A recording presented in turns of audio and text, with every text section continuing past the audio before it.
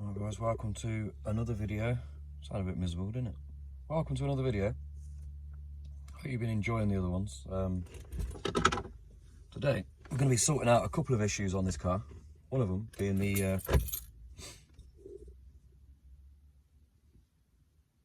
thumbnail hedgehog resistor. Now if you know about this, then you know. I have never changed one out of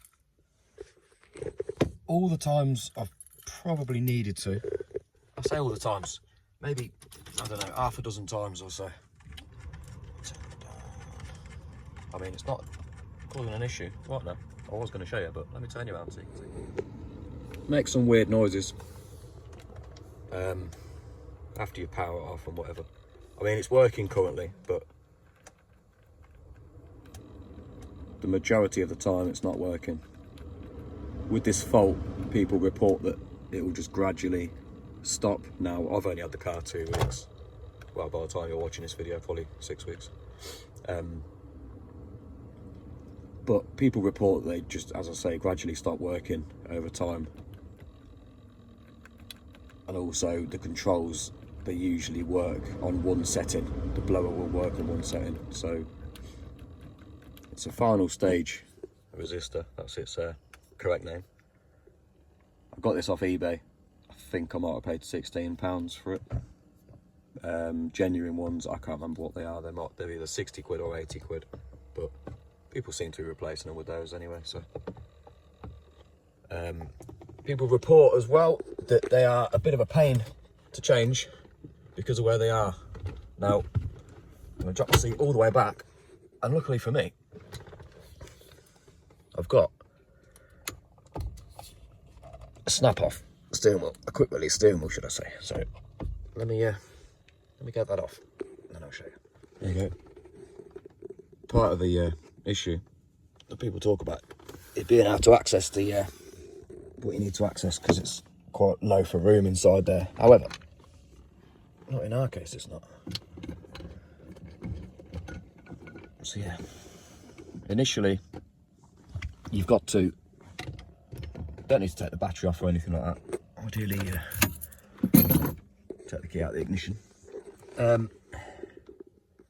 Probably set yourself up with a little torch. I don't have a torch, but you've got to remove the cowling underneath there. Sorry about the light, but you've got to remove all of this, and it'll become apparent why. Let me remove that out of the way. As I always say on these videos, guys, it is not a tutorial. You'll have to find your own mounting points and all the rest of it, but it's not hard. It's really not. If you're doing the job, it's probably about a 2 out of 10, 3 out of 10 for difficulty. So let me get that cover off anyway, and I'll get back to you. All right, so basically it's just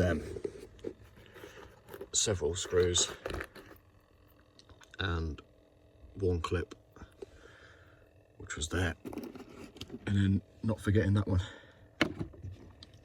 which was up onto your bulkhead, basically there, just in the bulkhead there, just twist off by hand. Now you've then got to get these 2 plugs out of here. The plug for your light, and then the OBD port plug, which I gather, yeah, just come off like that once this is out of the way.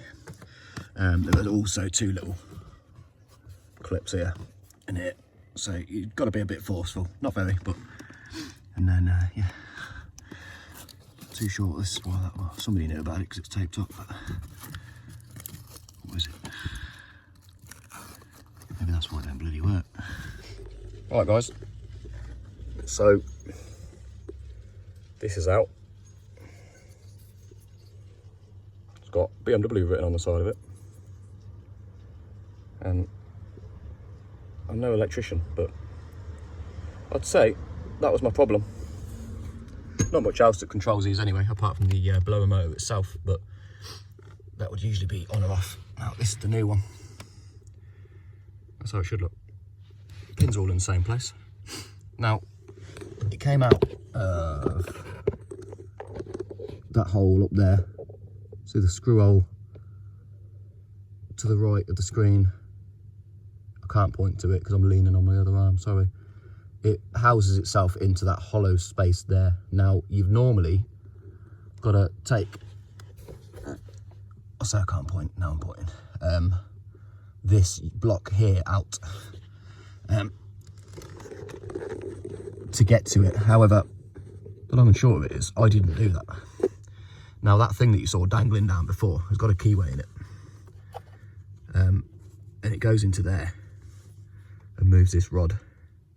Now, without turning the car on and checking exactly what moves when I press what buttons, I don't know. I can only imagine it's the one that faces the vent to the floor. As you saw, it was dangling down anyway. I will try and fix it back up. But whether or not it's going to stay in there or whether it needs a new one. But anyway, I've just moved this. I've just managed to prise this. Not very tight, like, but I've managed to just wiggle this out of the way so I could get the hedgehog out. Normally people take them out, as I said, but I don't know how fussy you guys are, but I'd probably just do what I've just done. And when you come to do it yourselves, if you're watching this for that reason, you'll probably go on the side of what I've done.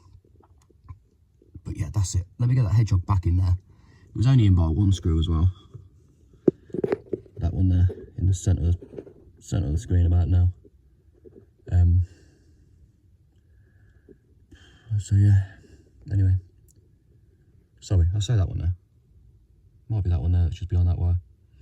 In fact, it is that one there that's behind the wire. But anyway, let me get that back in, can't speak, and put it all back together. We'll test it. Alright guys, that's it. It's not making any moans and groans anymore, and I'm pretty certain that this hedgehog was the issue, as you already saw. So yeah, regarding the unit down there, if you wanted to know, I don't know what it does, so let me know in the comments if you happen to know. I've been pressing different buttons waiting for that to move. Now it's been on auto, it's been on different temperatures, everything. I pressed it all, everything works. It will give me the windscreen, my face and my feet, with that not causing an issue at all. Now the other end of it, by the way, the bar isn't connected at the other side, so